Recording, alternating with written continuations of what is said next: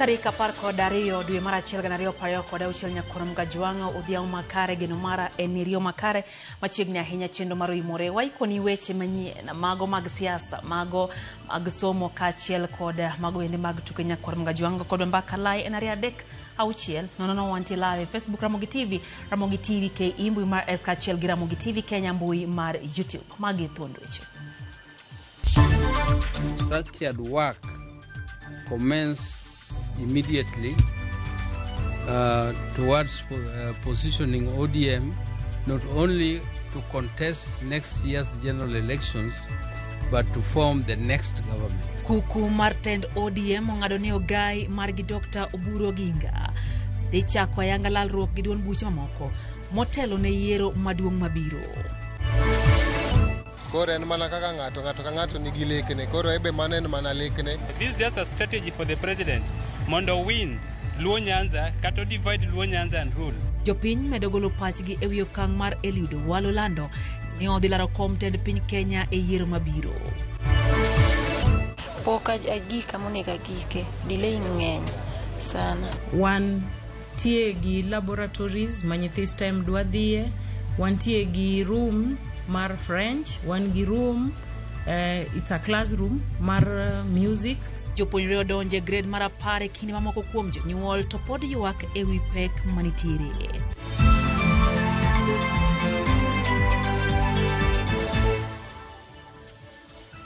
Machiegni nyakorom Gajuang'o jaloko en Liz Otieno nyinga Lydia Okeyo gokodwa mbaka lai en ariyo adek auchiel nono wantie live Facebook Ramogi TV KE mbui mar X kaachiel gi Ramogi TV Kenya mbui mar YouTube. Wachako kod mago mag siasa. Kuku Martend ODM mopuodho gai margi Dr. Oburu Oginga mondo miyo chak chenro mar lalruok gi duond buche mamoko motelo ne yiero maduong' ma higa manyien. Okang' ma kamano okaw bang' romo mar apis maduong' mar ODM bende omako chung'ne gi wuoyo e dwol achiel. Aka jafwambo mar Walter Nyambaga leronwa jo od bura mamoko mag ODM bende otwa kasiro wach ma ochiw gi jodito mag duond burano. Enero mubire kinde apaka mag siasa mane ukwema na yodho wadhna mchumbi vipingo kodo kuku mar ODM ka ema kuku mar duond bura mar ODM umedo tielo ne oganda ne oyango Dr. Oburu Oginga kaka ne osepuodhi mar bedo gai mar duond bura mar ODM.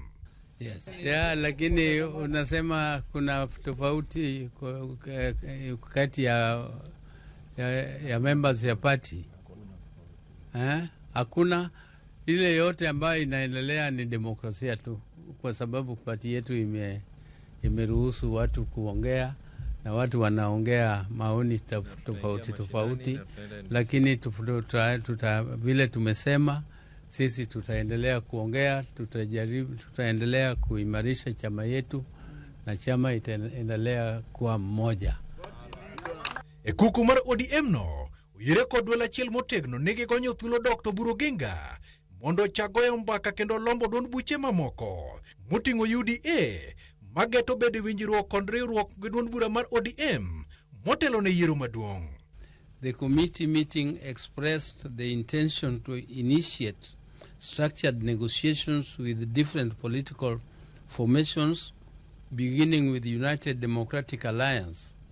To this end, we have mandated the party leader to commence this process. Concurrently, consultations with party members will proceed, culminating in the National Delegates Convention.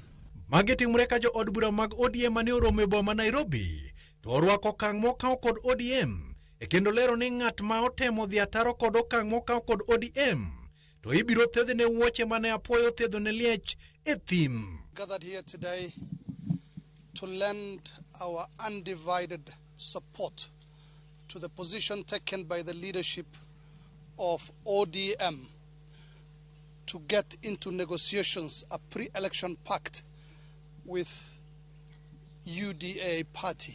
And we want to say that we totally agree and support the resolution to begin negotiations with the UDA party for the sake of concluding a pre-election agreement for 2027. Tumekubaliana kwa kauli moja, hayo mapendekezo ndio tena nayo, na wale wajaridhika ama wapendi ama mapendekezo, ni vyema pia vizuri waambiwe ukweli wakati huu, wajiondoe. Jod Buragosie Mojagoro mar ODM Edwin Sifuna to kod lange man kod to kendo ok dwar nyodho pima chunga mag siasa ODM. So I know Secretary General Sifuna was not in Mombasa, I've seen. But I want to request him, we are the ones who put you there. Please follow the party line.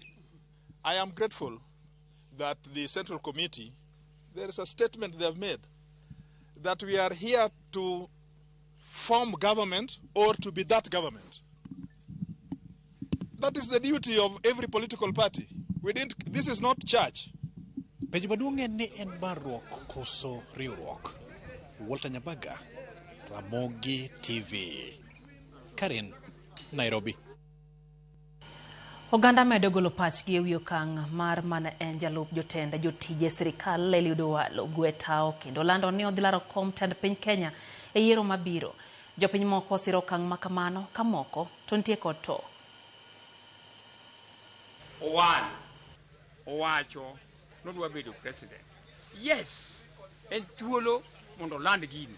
To gi sama koro wantiere ni ok wabiyie kaka jopiny ni weche bedo maruogore kocha gi koni, ni ng'ato dwa chung' koni, ng'ato dwa chung' koni ten kocha. Ok wadwaro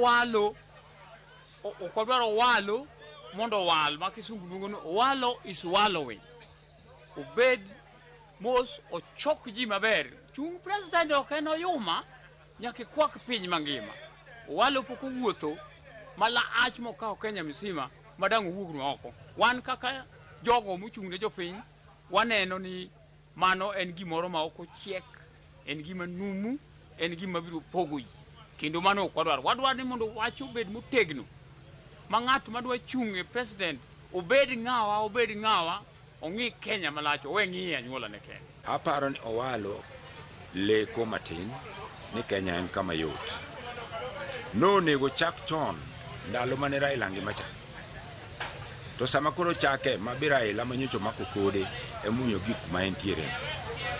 Doling ochako omak Kenya mangima ma ok mako joluo kende mawinjo wuoyo. Winjo ni odwa chung president. Koro kang'eyo ni nyogweta sauchielo tieno koso jo onindo ke.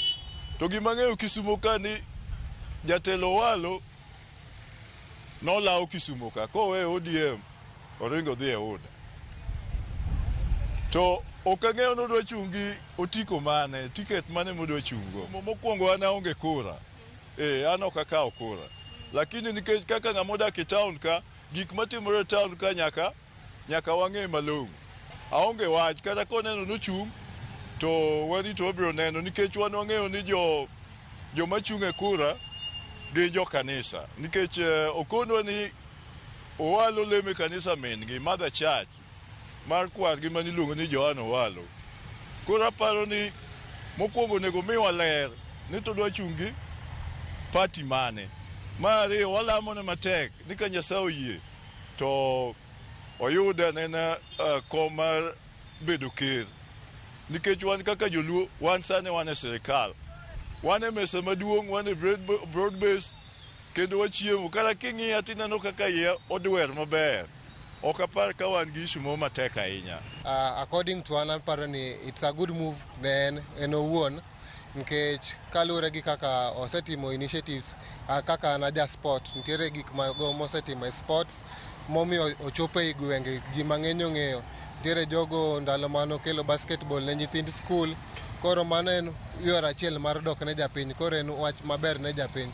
Koro en mana kaka ng'ato ka ng'ato nigi lekne, koro ebe mano en mana lekne to wan be wanyalo mana sire kamane. Kotenore gi wach Eliud Owalo ni anyalo wacho ni ma en strategy mar Mheshimiwa President Ruto modwa kelo luo kae mar Eliud Owalo consolidate votes, then the last minute to the kawo votes gi to uso ne president gi joma ne luo Owalo. This is just a strategy for the president mondo win Luo Nyanza kata divide Luo Nyanza and rule.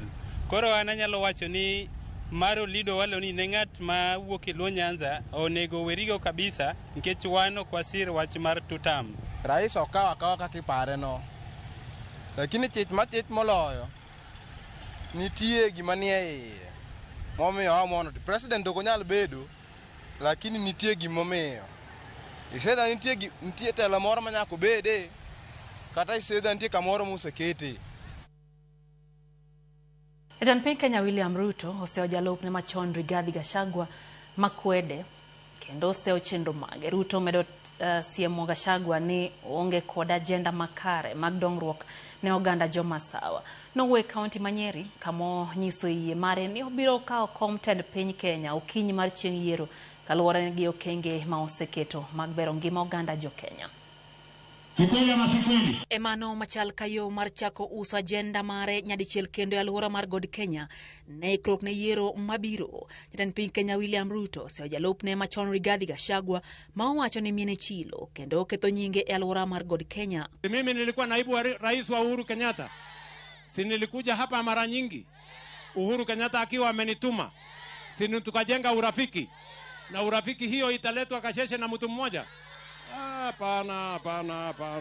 Nonenre ka gima olano ne Gachagua ni osechako rakore kode ayanga e yor siasa e alwora mar God Kenya. Jatend piny oseo ywak Gachagua ma owacho ni chalo mar ogwal to ok bi mono dhiang' modho. Olero ni ok obi nyalo geng'one ka ento onge kod agenda ne jopiny. Yani ati huku ndio Nyeri, huku ndio Karatina, ati huku ndio Madera, na nyinyi ndio hawa. Watu wa Madera mnasemaje? Ati Madera mnasemaje?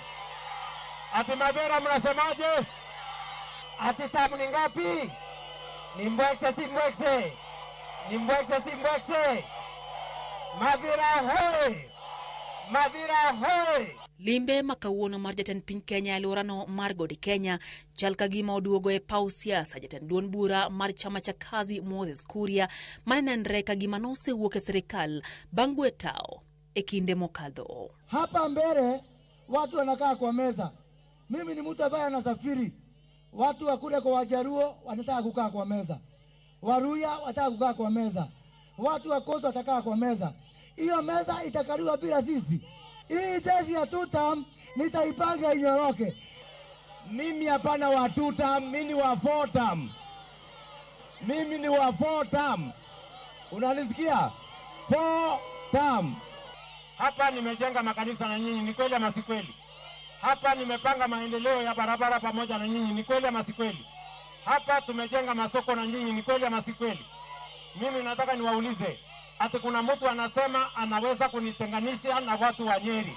Mimi namwambia hiyo ni ndoto ya mchana bwana. Jatend piny geno e kaunti ma Samburu chieng' tich ariyo mar keto ayanga chenro mar nyota mageno siro rawere thurka. Koyo mag siasa nyakorom Gajwang' wang'eyo mago mag somo kama jopuonjre mag grade mar 10 ochako chopo e skunde mag sekondar mamalo e pacho kama ngima kawuono kendo e thoth skunde jonyuol kod jopuonj koni donjogi e skul ok obedo kod achiedh nade modhuro. Judith Omondi miyowa rameny kaka chenro ne chalo e skunde mathurka. Giosike kama oriwo sanduge, matres, ndope, kitiyo kod tielo, geche kod apiko. Jopuonjre mag grade mar 10 molo e skunde sekondar mamalo mar loso historia mokwongo e Kenya, klas 10 e bokit somo mar CBE. Kowuok Nairobi e skunde mag Cluster 1 kama oriwo Nairobi School, Pangani Girls e kind mamoko, jopuonjre onyiso mor mar chako wuoth manyien mar somo. I'm so excited to be in this school. Like this was the school of my dream. I chose them because I want to pursue my career of an electrical engineer, and I know Nairobi School has the perfect facilities for my career. Gi jopuonj madongo nyiso geno mar tayo chenro ni giot maonge koko. So far maybe we have handled about a huge number, and if you go to the side that they are supposed to be received by various sections when it comes to boarding, I think we are okay. As Pangani Girls, we are very prepared for the CBE grade 10. We have put everything in place. So I can say that we are very ready for the grade 10. E county ma Homa Bay, skundi ya wowi ma Homa Bay Boys, maina chiel kuom skunde mag Cluster 1, jonyuol kod jopuonjo yango chenro e odiochieng' ma okwongo. Poni ni kwayo skule ka in kitabu to an uluongo nyathi. Koro tabu mang'eny onge. Koro mane gima neno. Nikech gik mane gindikonwa moneno ka nitiere lokruok moro amora onge. Homa Bay is a national school. Sometimes jomoko ok nyal report. Nwayudo request be mwaseyudo from parents mabiro kwayo kendgi between 300 to 400 kama. Watemo a process mar admission ni mondo mwakaw both of them. Nyaka e counties mamoko kaka Siaya, kama skunde kama oriwo Ng'iya kod St. Mary's Yala, ka ok owe chien ogande girls mabende ni Homa Bay, jopuonjo oyango ni giseyudo tiegruok ma owinjore kendo somo dhi lokore e laini mar CBE. Wan gi ikruok maber kaka school, wan tie gi laboratories ma nyithi STEM dwa dhiye, wan tie gi room mar French, wan gi room, it's a classroom mar music. Waikore yo maber, kendo ang'eyo ni jopuonjwa duto gin trained, kendo gin ready implementing the new system of education, the CBE system of education. Counties mamoko kaka Nyamira, Bungoma, Kisii, Kajiado e kinde mamoko bende onge bagni malich ma oneno e odiochieng' ma okwongo ma jopuonjre gi ochakie skul. E kinde ma jopuonjre mag jo grade mar 10 yudo thuolo mar chako somo ayanga e skunde mag senior secondary odiochieng' ma kawuono, pod nitie jonyuol kod jopuonjre ma nyaka sani pod chunygi ok oyweyo kaluwore ni pok giyudo thuolo e skunde ma chunygi dwaro. Judith Omondi, Ramogi TV, Pangani Girls, Nairobi.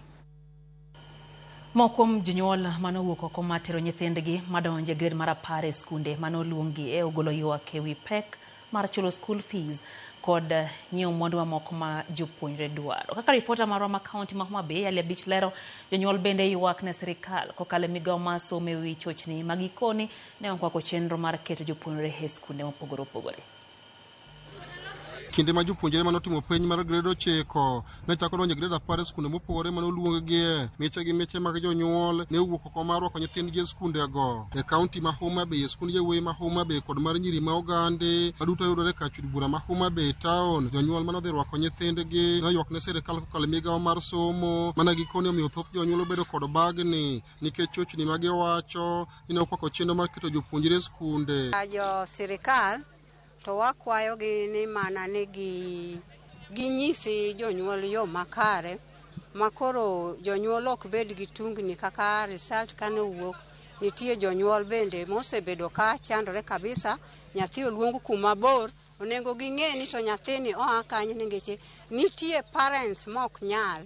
Koro parents mok nyal ging'i kuma nyithindo ae ningeche nyithindo moko ter kata day school Kilifi. Jonyuol moko to noywago pek mar chulo school fees ne nyithindgi kod nyiewo mwandu mopogore mag jopuonjre. This new curriculum mar CBC koro nwabedo gi challenges mang'eny kaluwore gi transition from 844 ka wadonjo nini manyien modonjo ni. Koro wabedo gi pek nikech gik mang'eny dwarore koa kuom janyuol, to kaluwore gi kaka piny chalo, uchumi mar piny okoyot, but kaka janyuol mong'eyo ber mar somo chuni ni nyaka item matek mondo nyathini oyud gi maber. Shida mantie en gik ma idwaro thoth e sikunde mok makende. Koro wakwayo mani kantie minyalo kony godo nyithindo to kony go nyithindo ki jonyuol ywak mara gima owachi ni ok ondiki, mara ok otim kama. Koro aneno kama ne chandruok machiendo kabisa. To e kaunti ma Nyamira jonyuol ne ogolo ywak margi ewi pek mar chulo school fees kaachiel kod nyiewo mwandu mamoko mawinjore bende jopuonjre donjogo e skunde, ka bende gikoni nitie kata mana jopuonjre moko ma nyaka sani pok oyudo ler malong'o e skunde monego bende gidonje kaluwore kod chochni moko ma giwacho ni nokwako chenro mar keto jopuonjre e skunde. There are those boys who were selected or who were placed in girls' school. Now, as parents, we fail to understand whether we are going to buy all the items needed for this boy to report to the girls' school. There are those girls who were placed in boys' school. Are we going to do shopping for these girls to report to the boys' school? Number two, there are these girls or students who were selected to day schools away from their counties. Like now, there are students who were placed in day schools in Ikimana, Kajiado County. Are they going to report? And these are girls. Are they going to report to Kajiado? Are they going to report to Logijogio in Turkana? The government is just quiet. The executive is quiet. they want to take us to Singapore. We fail to understand what we as parents, we are going to Singapore and we leave our sons and daughters in Kenya. Ile changamoto tumeona, mtoto mwenye nilikuja na yeye ashua mimi sasa hakuwa ameitwa katika hii shule ya Gesiaga, lakini wakati nimemleta, nimetumwa nikatafuta hiyo barua yenye alikuwa ametumiwa kwa mtandao, na ndio nimeleta, alafu kwa mmemruhusu kuingia ndani. Lakini ile tatizo tumesikia sasa, hatujui kwa sasa tutafanya aje. Ni tukienda mambo ya kulipiwa karo na serikali, tumesikia itaenda kwa ile shule nyingine yenye alitumiwa kwa mtandao. To county Kakamega kod mano ma Vihiga, jonyuol mathoth ne wuok oko mar tero nyithindgi e skunde mopogore mane oluongegi e krokne somo mar tam mokwongo. E skund nyiri mabunyore kod Mudas Academy, jonyuol mane okowo nyithindgi ne oywago pek mar ngima kod nengo mani malo mag gigo ma jopuonjre donjogo e skunde. Ka ywak achiel ma kamano bende ne ogol kod jonyuol e county ma Siaya. But the economic is so harsh, but wazazi tunajikaza. Tunashukuru Mungu kwa hali yote. But upande wa economic is so harsh, bidhaa tukienda sokoni tunaona bidhaa zimeenda juu ambazo tunahitaji kununulia watoto, si uniform, bidhaa za sokoni, za madukani. Chenro marwa kujopuonjire grade wa 10 ochakora yanga odiochieng' ma kawuono kendo thoth skunde mane wawuothe chenro ne odhi yo makare kano kune jonyuol to ne kod ng'ur kalore kod giweko ma gitiyogo e rwako jopuonjire skunde. Ali Abich, Ramogi TV, Homa Bay. Skund sekondar mar jopuonjre mantiere kod ng'ol, Joyland Special Senior School oyango ni oseketo ikruok makare ne somo mar jograde mar 10. Kolo oseyo wachno, japuonj maduong' Agnes Chitala wacho ni giketo jopuonjre ma kwan gi hao 300 kamaromo 10 to oserwaki e skul. Wacho ni gin kod jopuonj moromo kendo mane gi lony matiego jopuonjre mantie kod ng'ol.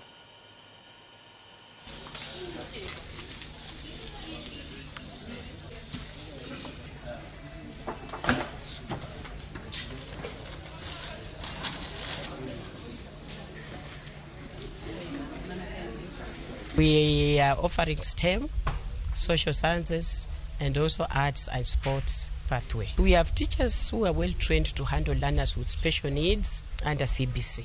We have been retooled severally. I myself was retooled, and even my teachers have been retooled to handle competence-based curriculum learners. So we are ready as a school. The transition from grade 9 to grade 10 has not been so possible because the school where they were learning, they wanted them to go to the school where they were called. But then I pleaded with the head teacher to bring them here because of the understanding of the teachers. They could go to those other schools, other teachers may not understand them better. But because they have come here, and with the effort of the principal, they'll be understood and they'll not feel neglected or some problem that they are left out as students. Mimi nili-apply STEM. Alafu shule nilichagua Bishop Linus Okoth. Nikaitwa huko. Alafu sasa vile nimekuja hapa kulingana na vile wetu wamesema walimu na vile niko wala watanijali. Ni Neobede School Maraganga mayudre County Makisi bang jonyuol gi jogweng' monjo skul no gi ng'anyo ka giywak ni duoko mar KCSE okomorogi. Aka jafo mara Chris Pinotieno lero japuonjre ma okuonge skul no yudo alama mar D ka moko yudo D- kod E. E kinde ma skunde ma otimo maber e penj KCSE e gwenge ma Kisii medo bago nyasi mag mor. Weche opogore e skul sekondar mar Raganga mayudore Kitutu Chache South. Jonyuol gi jogweng' mamoko ma oting'o oboke ne ochopo gi mirima ka gidwaro ni japuonj maduong' omigi ler e wi duoko ma jopuonjre ne oyudo e penjno, kendo magiwacho ni oko morogi. Picha ni nyiso kaka jopuonjre mag skundni otimo e penj, kendo duoko yango ni gin kod mean grade mar 2.2. Mimi nimebebana na watoto wangu, nimeleta hapa Raganga ili nisaidike. Kama mimi niko na mtoto form 4 na atui chochote, syllabus ya form 1 ijaisha hadi wa sasa na sasa mtoto ako form 4. Nitafanya namna gani? Mwaka jana kijana wangu mkubwa alifanya akapata D plain. Na saa hii mwaka huu msichana alifanya akapata D plain. Nina uchungu kama msasi kwa hii shule. Principal please atoke. Skundni mane ochakore e higa mar 1992 osebedo ka yudo pek kaluwore gi duoko ma ok mor jokanyo, kata obedo ni thor wach kata moto mar skundni to yango ni somo en ngima. Kama shule mzima inaweza pata a mean score of 2.4, ni kumaanisha hiyo shule hata inafaa ifungwe. Shule mzima wanafunzi 5 peke yake ndio waliweza kupata alama ya D plain. Jopuonj mapuonjo e skundni yangore ni ne oringo kendo weyo ofis nono bang' fwenyo ni jonyuol ne ochopo. Kwethno ne ochweyo loro dho ofisno gi kiful ka gibandho ni jatend migawo mar somo odonjore mar reso ywak margi. Kama sisi wazazi hapa Raganga tuko na watoto, inafaa wakimaliza kama wa grade 9 wenye nafaa kuingia senior, shule ingekuwa na matokeo mazuri, tungeleta watoto hapa kwa sababu hii ndio shule tuko nayo karibu. Jonyuol go osingo mar dok chien ka omigi ler malong'o e wi duokono. Ne wamanyo japuonj maduong' mar skunde ni Cyrus Wanyonyi ma owacho ni gidhi luongo romo maduong' mar twak e wi duokono. Crispin Otieno, Ramogi TV, Kisii. Dakan prayo ko David Nyakoram Gajong report no moya county ma Kisii terowa yo mokunga chenro ni maro imore. Ozum kapita wachono imore entie kodwa chenro koya Luanda Konyango Center. Wachoni entie Migori County. Wachoni wach mar Honorable Elido Walo no chunga president nikech chiko yiene kendo omiye mana thuolo ng'at ka ng'ato deyudo namba ne kar goyo ombulu. Jadolo Gideon Omolo kata nyakwar Mikola mar Light World Church aneni kacha Kufur kantie Nakuru wachoni kawuono owinjo ka chunye mane gudo oduogo ka jo ODM oduogo kanyakla. Mwalimu Faith Mzomo kantie Malindi wachoni Dr. Oburu Oginga nigi wisdom maber kendo manyalo keto ODM e parachiel. Koro jo party okwe wigi mondo mi giwinj mawuok kuom jopiny mondo party odhi mbele. Ano kanyo bende ote kanyo mori Kevin Arucho wachoni entiere mbita weche gichopone e yo makare. Bende aneno ote mar Mandela Oniala mar Kibiri Wodo wachoni en gi Chris Oniala mano mamagi. Ote ni jonyuol winjo matek. Woi iluge Girls School, Homa Bay iluongo Nairobi Day School. Wachoni kagi manyo transfer to inyisogi ni no vacancy. Kae to wachoni kiyudo thuolo mar fee chulo te kata onge katek to idhi gi nyathi dala. Broad based government to wachono lingthi. Emmanuel Kawuok Kabiria wachoni entie gi nyamengi kod Hore Morris. Okona ber ne owadgi Michael Otieno ka donje grade mar 10 mane dala mar Kabuoch. Oikore na donje grade no akone hai makare wan bende. Obila Shemotho wachono luweche gi ayo makare ahinyo kwa jowane kik nyathi mokalo oleune sikul.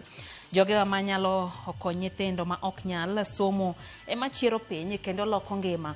Wachoni kalo penj ni kuom nyithindo ma ok japuonj. Ng'anyo okony jonyuol gi jopuonj maraganga obed piny kendo gipim wach mondo mi giber skul no kaka ojo. Rolex Ondeng mar Homa Bay County wachoni omor kod tich ma party leader otimo to mor kod ODM ni en Democratic Party ma ng'ato ka ng'ato nyalo golo pache to deber ka youth leader kod party leader omanye Professor Nyang' Nyong'o bende kod Orengo mondo mi gisumie paro kanyakla aka jogo mantie kod lony duto. Mano Rolex Ondeng.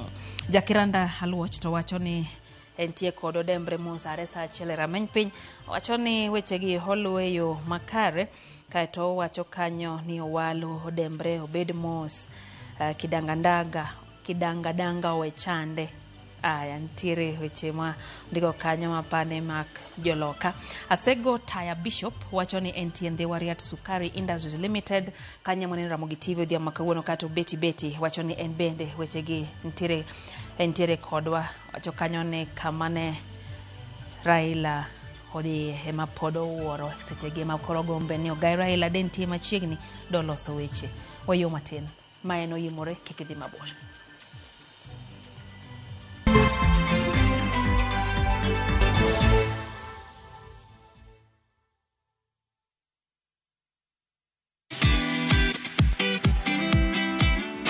Get inspired as we welcome you to the world of stories. History, culture, heritage. Afrimax brings you stories that turn dreams into reality. Stories designed to connect you with people and give a glimpse of African sounds. Definitely good. Watch these intriguing stories of Afrimax only on Viusasa. This is where the magic happens.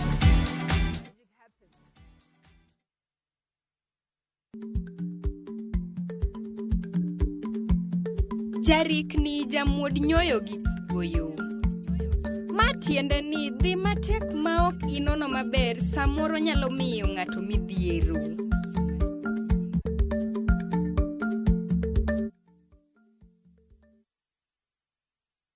Teke na Wigo Boda. Chanua Jam, fika on time at the lowest charges in town. Vaa helmet and ride in style. Ni safi, ni safe, na ni easy kwa mfuko yako. Wigo, your trusted ride. Download the app now. Ama SMS Wigo to 20425. You'll fike right on time. Wigo, your trusted ride.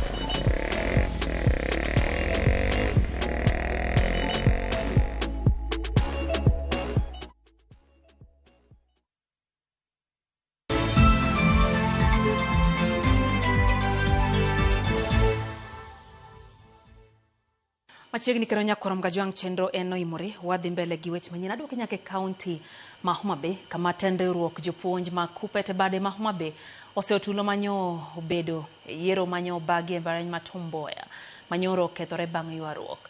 Jagoro mar Kupete county ma Homa Bay Stephen Yogoma bende en amono mochunga mar siro komeno okwedo kitulo mano omiyo yiero no kethore kokone kuku mar Kupete mondo miona ni okaw ndamo mar kum ne joma no ketho yiero makamano. Yogo bende okone gisechiwo ng'ur margi ne apisas manyo ochung ne yiero no ewi kit kaka ne yiero makamano kethi.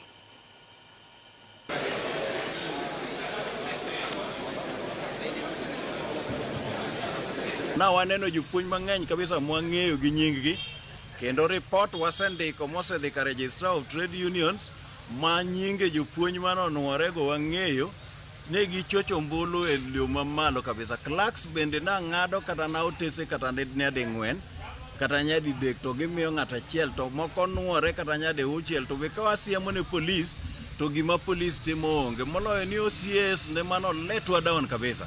Ne gichocho election e yo marach kabisa. Koro pod wakwayo jopuonjwa ni kochako luong yiero wan jopuonje manyalo rito union wa kendo wadwaro ni union wa obede lwet joma kare ok jok mohero njore. National Executive Board mar Kupete dhi timo investigation mondo ging'e adiera nang'o manotimore. Bang' mano gibiro miyowa verdict manyiso ni gibiro nyisowa ni to koro wachako timo nang'o. Podwangi wechego mag yiero teri county ma Migori kama Roslyn Wandigi oyier kende leo mar jagoro mar riwruok mar jopuonj Kenya National Union of Teachers NAT Katom Nyabwa bende oyier kendo kaka jakom mar NAT yiero mano timo odiochieng' manyoro. Felix Olo bende oyier kaka jakeno mar NAT e bade ma Migori. Jachung' ne jopuonj ma wakini e NAT bade ma Imbo mar Kenya Masi Mudhoni mano ochope yiero manyo obagi skul primary ma Nyamome sub county ma Suna West opuo jopuonj kuom timo yiero mar kwe ka ojiwogi jotelogo mondo mi nyo oyier mondo mi gimed keto maino e kedo ne ratich jopuonj. NAT branch elected their executive secretary, their chairman, and the branch treasurer unopposed. The other members of the steering had very stiff opposition. Therefore, today the teachers of Migori have spoken through the ballot and have elected the leaders that they believe in, the leaders that they have confidence in. We, as the Kenya National Union of Teachers, are very proud. The elections were very fair. They were credible. We are very proud of the teaching fraternity because of what they have done. We want to request for those people who have lost. Today you have lost and tomorrow you may soldier and get another an opportunity. Migori branch, what is important is the unity and unity of purpose. As Kenya National Union of Teachers, the leadership, we are going to work with them. I know there are men and women who are capable to do the work, and we just say that we are going to make this Migori branch greater and greater again. Chenro madayo the jogo manoro kwayo mar bedo jong'ad bura e domo malo kod marapilo chakre ayanga kotane kod duol mochung' ne chenro mag doho mong'ere kaka Judicial Service Commission. Jakom mar duol marango tije obila IPOA Ahmed Isaac Hassan kod jalony e weche katiba Professor Migai Akech gine moko kuom jogo ma olap dhog gi ndong' ne bedo jong'ad bura mar doho marapil. Cynthia Onyango negiler. Mane en jakom mar duol marango yiero pachoka IBC chakre 2011 nyaka 2017 mabende gie sani en jakom mar duol marango tije obila pachoka IPOA Ahmed Isaac Hassan owacho ni ageta mare maduong' ponono yiere kaka achiel kuom jong'ad bura e doho mar apil en mar neno ni buche ong'adi e kinde mowinjore. The Court of Appeal has to approach the same way that the High Court and the Supreme Court has approached interpretation of the Constitution, in a purposeful manner to ensure that it lives up to the values upon which we agreed as a nation to have this constitution, and to ensure that we should not lose focus of the fact that this is a people-centered constitution. Isaac Hassan ma ochopo e nyim Judicial Service Commission ne chenro mar dayo dho jogo madwaro bedo jong'ad buche owacho ni ponono yudo thuolo to obiro tiyo kod lony mare mar higni 5 manoyudo e kinde man en jakom mar IBC mar neno ni ochiwo telo makare.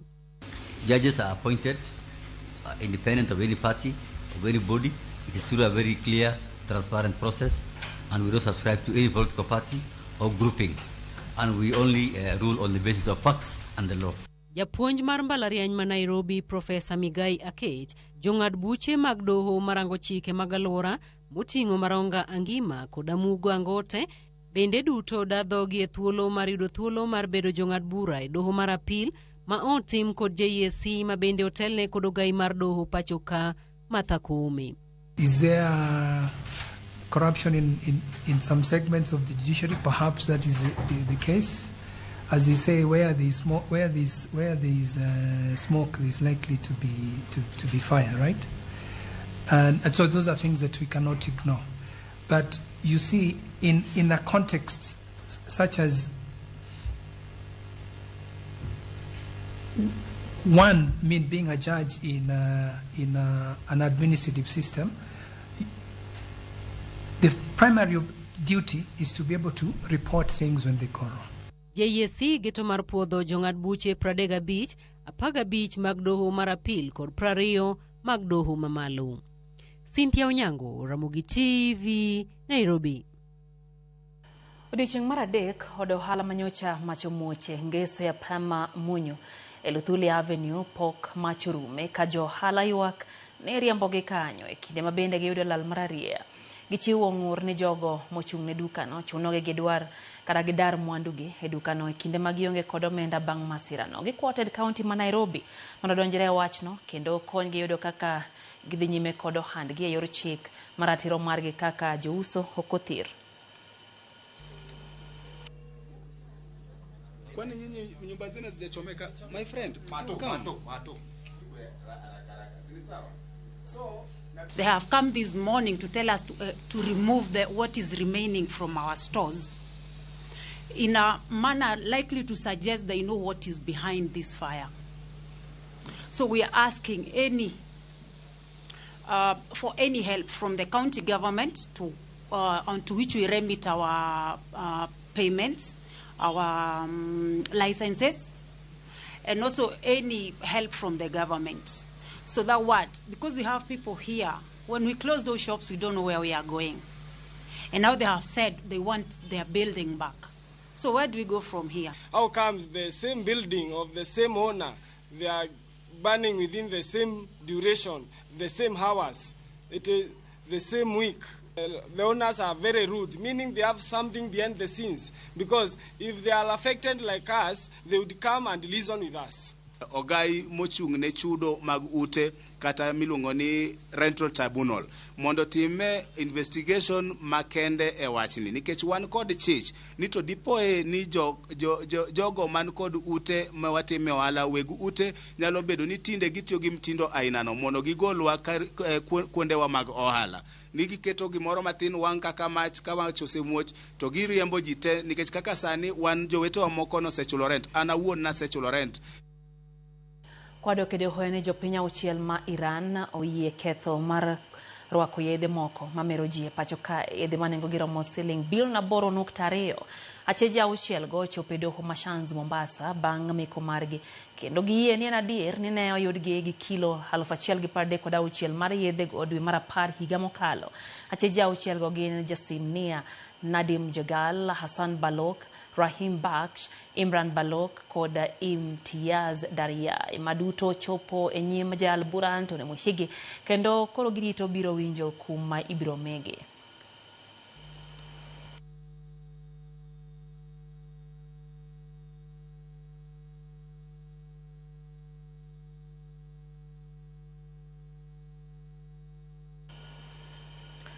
Wakawayo machielo nyakoro mgajwang' chenro en oimore aneno ote kanyo ma David Owino mar Uyoma Naya wacho ni entiere kodwa e chenro. Wacho kanyo ni wechego mag ikruok mag somo wakwayo mana ni skunde obed kod ikruok moromo mar chako puonjo nyithindo mag jograde 10. Wacho ni entiere ywak mar jonyuol karura gi pek mar gik ma idwaro kata wacho ni bende nitie achiedh nade kaka jopuonj dhi chako puonjo CBC e grade 10 CBE. Beano kanyo ote kanyo moor gi Trufosa Achieng' entiere kodwa e chenro dhiao makawuono. Aneno bende kanyo ote mar Otieno wacho ni entiere gweng'o ma Kisumu County hawi mar higa manyien ne jowinjo duto mag Ramogi TV. Pastor Juma Orundu to wacho ni owalo manyamanya president Mwanda okendiend ng'ato papo yao en bende otema kako nyatemo nikech chik to oyiene ni onyalo menyo sasaya. Kuna mgajwang' bina no kanyo hote mara Bent Charles wacho ni podo kete mana e Ramogi TV kendo mora ahinya ka weche gichopone yo makare wengo makarin. Bi Akinyi ntiere kodwa wacho ni ngima ema tek ne oganda jo Kenya kendo ma bende en ranyisi ka ing'iyo wechego mag somo kaka jonyuol bende temo kon gi kocha mane on nyithindgi odonjo kuondego mag somo. Job Jagongo wacho ni entiere kodwa gi minode Jacqueline Ochieng' omor gi chir ma walo onyiso wacho ni owalo ruath kopong' to kirore oko berndi wacho ni magi Grace Jagongo gin Jokayona kongo tegi ntiere kod chendo Ramogi TV. No Honorable Byron Nakiru wacho ni enti Mombasa Nyali kaeto wacho ni en okang' malich ahinya maduon bura mar ODM okawo mar twak kanyakla kendo bedo kod bura no kaeto wacho ni ne rach ahinya ka iwinjo ka ng'ato wuoyo kaeto wacho ni to ok ginyal bedo kod committee meeting mar tieko weche machando duon bura mar ODM. Wacho ni problems go winjo bed ni chwalo nyaka ward gi constituency mondo ganda bendo chiw pach gi odhum kacha marariero kama na hinya Kiru. Dano Dhiambo wacho ni Dedan Jamba Jaseme Bodi wacho ni entiere kodwa entie gweng' magachie weche gichopo ne makare ahinya. Babu K Jakamlag entie Sia Town wacho ni entie kodwa en bende kaeto bayano Geoffrey Ouma Ochieng' wacho ni kaka pile entiere kodwa koya Nakuru walo ni mana kare Oromo Jok Geoffrey Ouma wuodi Kameji Migori County wacho ni Kafuru Nakuru kao mosmagi erokamano ahinya. Migori ana Swat wuod Jackie wacho ni Migori County bende ginene weche gi makare kaeto wacho ni lakini ODM to chiche matin wacho ni ODM chal ni rumo kaeto aneno bende Witi Jarodi wacho ni entie kodwa Mwalimu Faith Muzomo gi Pastor Joel Adeka wacho no kao mosmage gin bende gintiro imore kwa yo matin wadu kod mago mag tukenya kwa mgajwang' kakedhi mabor.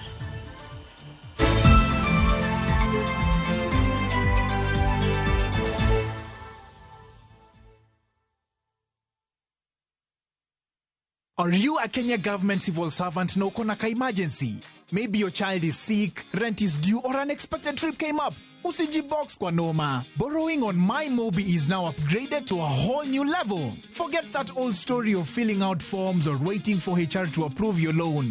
MyMobi is now instant self-approval. Simply apply for your loan, enter the code sent through SMS to approve the loan, and the cash hits your M-Pesa instantly. Sasa, hakuna mambo ya payroll imefungwa. Sort noma zako anytime, any day. Whether it's a weekend, holiday, or the middle of the month, MyMobi is open 24/7. Dial *531# and get up to 20,000 shillings to sort your emergency. Repayment is easy. Pay early via M-Pesa or let it be deducted from your next payslip. The choice is yours. No paperwork, no drama. Ni wewe tu na simu yako. With MyMobi, now you're in control.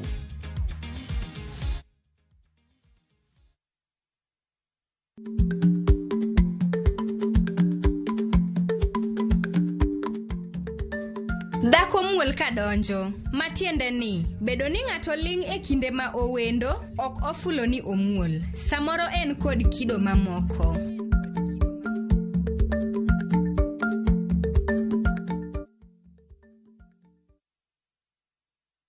Would you like to work in Dubai or Saudi? M-Ajira is connecting you with top employers in these and many more countries. We have openings for jobs as taxi drivers, bike riders, cleaners, security guards, construction, and many more. We offer full recruitment support from application, placement, and guidance on visa processing and onboarding. To apply, visit our website www.m-ajira.com. Complete your profile and our systems will automatically match you to the right jobs. Find us on TikTok at m-ajira.digital or Facebook at m-ajira or call 0709 488881 for more information.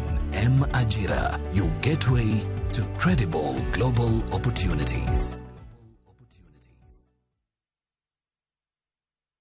Some people think love needs to be loud, planned, impressive. But sometimes, love is simply choosing time together. It's barefoot mornings by the ocean, salt in the air, sunsets that don't ask you to check the time, and conversations that feel unhurried and real. This February, enjoy 4 unforgettable nights in Zanzibar from $980 per couple. A place where love feels easy, natural, and beautifully present. Because love isn't just about doing more, it's about being there. This is our love language. View travel, dream, explore, discover.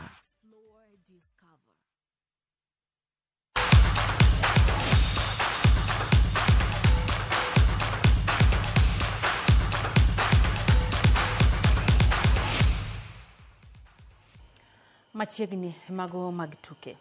E chung mar lig maradhula pachoka, club mar FC Leopards podo mako thuolo mokwongo. Kanyaka sani gin gi points pradek, tuklo club Mataska FC gonde hangwen kuom lemthi odiochieng' no manyoro. Gor Mahia omako thuolo mar ariyo e ligno kod points 27 tok wuok amodhi ma onge gonde kod club mar Shabana FC momako thuolo mar ang'wen e lig kod points 24. Opira mano tugi e paw tuke magusi. Gor Mahia nigi tuke ariyo lwedo mopogore gi timbe abich motelo e Kenya Premier League nyaka sani. Club mar Kakamega Homeboys omako thuolo mar adek kanyaka sani gin gi points 24 kaeto Tusker tieko abich mokwongo kod points 24. Kariobangi Sharks, Sofapaka kod APS Bomet luoro mar dokie lumo mako kaluwore kod duoko ma ok ber magisendike tukego nyaka sani.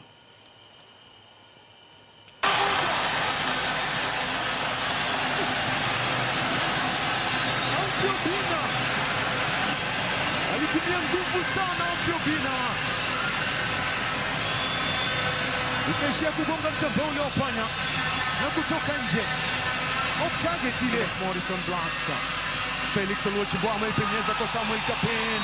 Kapen anakataa TJN. Ramichira nafasi amegawa na matuzo tena. ilikuwa ni danadana ya wanashabana. Pito Kidi Ball, nipe nikupe raha tupate. Pasi ya Bram Michira, alidokoa tu. Bronson Subuga Serumira, Alma Rumbio kwa riwruok matao tuke adhula e pacho ka FKF ka ywaruok nitiere kind jakom riwruogno Hussein Mohamed gi jata tije Harold Ndege. Toke wi thicho oko jata tije no kendo bedo gi paro ma thiche oko chungi gi doho ka kwayo koro nenre kagima kata awayo nenre kagima koro jogore gi la kaka James Opondo leronwa. Tim mane odonje telo kaluongore ni Team Fresh. Tim mane otelnegi gi jakom masane mar riwruok matayo tuke adhula pacho ka Hussein Mohamed. Tok donjo ya PC gi paro maliw mar kelo lokruok e sekta mar tuke adhula, Hussein noyiero jata tije Harold Ndege. Kichwalo mbele mana kapok higni 2 orumo. Awayo koro ojogore gi la ka ywaruok koro mienjo e kind Hussein Mohamed gi jata tije Harold Ndege. Kida mar Hussein ema noyiero Ndege. To inoko timo consultation. Koro mzigo ma shida magin ni ma msik president ma en menya koting ene manokele consultations ne onge koro kagi chwanyore in between kanyo ene manyako carry cross no mondo ne kako odhi loso go weche.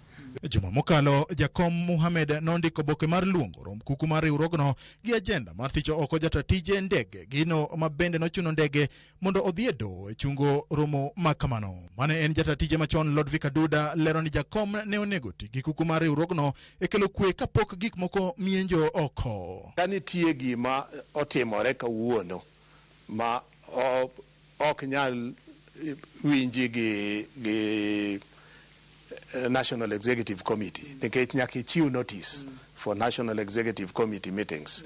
To emergency committee no ema kuongo deal go. Kagise deal go eka gibiro skele to the National Executive Committee. Katiba mar riwruok matayo tuke adhula pacho ka nigi andika kaka jata tije inyalo riembie tich ting ma omi mana kuku mar riwruogno kokalo kuom jakom. Kanyo nigi authority.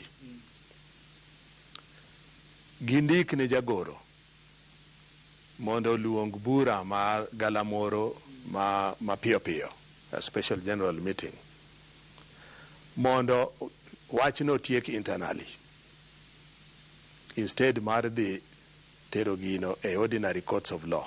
Ywaruok e kind Hussein Mohamed gi jata tije Harold Ndege biro e kinde ma Kenya timo ikruok ne tuke mag pinje Afrika higa mar 2027.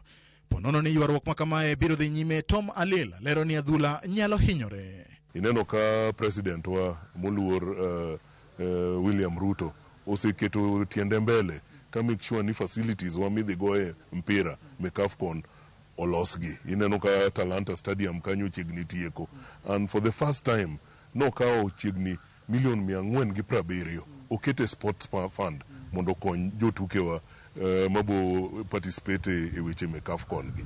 Koro ywaruok ni oknere maber. Bedo ni Harold Ndege ma en onagi ne meeting mar bedo jata tije e riwruok mar FKF paro koro opogore wi jalno manyalo kao kare poni othule oko. Aduda lero ni tich nyaka mi ng'ama nyalo okosiep ka Alila to dwaro ni tijno odwoki e lweto nagi. Mpira ingeni decision imeki 90 minutes. Koro nego otigi 90 minutes modongi mondo los go kinde gi president. To kuma koro gichope no kaneka obro survive. But kinyi kagidwa replace gi kel manonagi moro. Koro ibro dhi kwanyo ng'ato no nagi nekech koro enonagi komno ne maro nagi koro nyaka miye onagi. We are talking about Kenyan football. Okwalos about community midongo no nagi kata community mora. Yeah. Koro wawere gi wach mar manyo siepe. Doho ochungo romo mar tarik 15 mar chiwo thuolo e winjo ng'ur mar Ndege gino mabiro ywayo wach ewi kaka riwruok mar FKF biro dhi nyime gi tije. Wang' koro iketo mar neno ponono ni ng'ur makamae biro lodh oko kowuok e doho mondo mi winjruok obedi e kind jotelo ariyogo. James Opondo, Ramogi TV, Nairobi.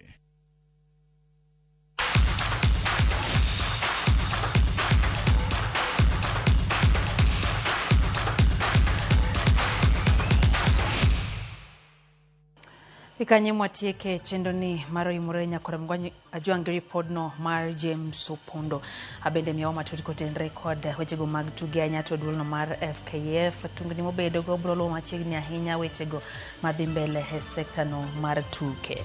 No kanyo Otima Dantes Japati entie legala kobiro wachono sebedo kodwa chendo embende kaito haneno ute kanyo mar Nelson Abende hen kanyo gimin pilot gi japonde ni Sodoyo giwacho ni weche gichopo ne geyo makare ahinya.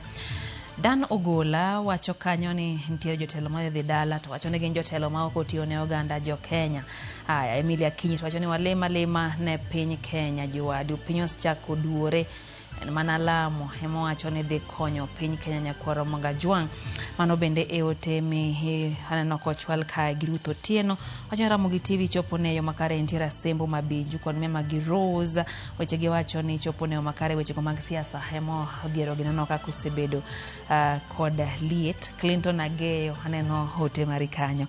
Bruno Racha wacho ni bende golo pache wi wuoko ko mar Owalo kaito Beryl Smile ntiere Kisumu en be ntiere kodwa live nyakwar Nyager wacho ni otek manani dini jowa kata jodongo onge aya onge gikoro wacho ni ntie jomoko manyalo bedo ni onge kura to pingo chung mar Owalo wacho ni kato ntiere kod ratiro mar wuoko kendo katiba hoyie mondo oganda wuoko omany kombe mopogore Odera Pablo mar Kodele wacho ni entiere kod Ramogi TV serikal konyo jopiny kaluwore ni bech gik moko ni malo weche gigo ma itere school to pesa bende onge lwet jopiny wacho ni en kinde bende tek ahinya ne jonyuol nyakwaro Magajwang. Jared Ogot wacho ni no ka weche tek e pinywa ni keto mana lamo kende. Joseph Otieno Gut to wacho ni entie Kanyamkago Ombo wacho ni owuoro weche matimore pacho kae Kisungu maro Wallowing kaeto tek serikal konye jonyuol e weche mag kuonde moluonge nyithindo wacho ni samoro luongo nyathi e skul ma ok onyal chope to mano en gima bende koro goyo chuny jonyuol ahinya. Dimore Don wacho ni entie Usigo headquarters kaeto wacho ni entiere kodwa wacho ni TV mag gintie kod chochni kata kamano nyalo weche gi achiel kachiel e mbui magwa bende mana ka wasebedo kwalero nu kanyo. Moses Bolo wacho ni entiere Apondo Kojwach en bende weche gichopo ne heyo makare. John Owino ntiere kod wacho ni school yudo mana dililo wacho ni en gino ma bende ojobe ni bedo piny kendi goye mbaka mondo mingi ma nyithindo kibed kod rochruok eno bende ote kanyo mar Ben Maina Wudo Kuyo en St Mary's Luak Girls emone weche gi achiel kachiel kora mgoji ajwange loti mona ni weche gi chopo ne yo makare wagoni erokamano elo reporter duto e counties duto makaluo gi counties mamoko erokamano kum Ramogi TV hare rameny pinya kasiki magoyi more loti mona ni weche gi chopo ne yo makare bende studio ka wagoni erokamano wasibijalo ko Lizo Tieno kachiel kod Bob Wafula Gilange unenda makare nyinga Lydia Okeyo.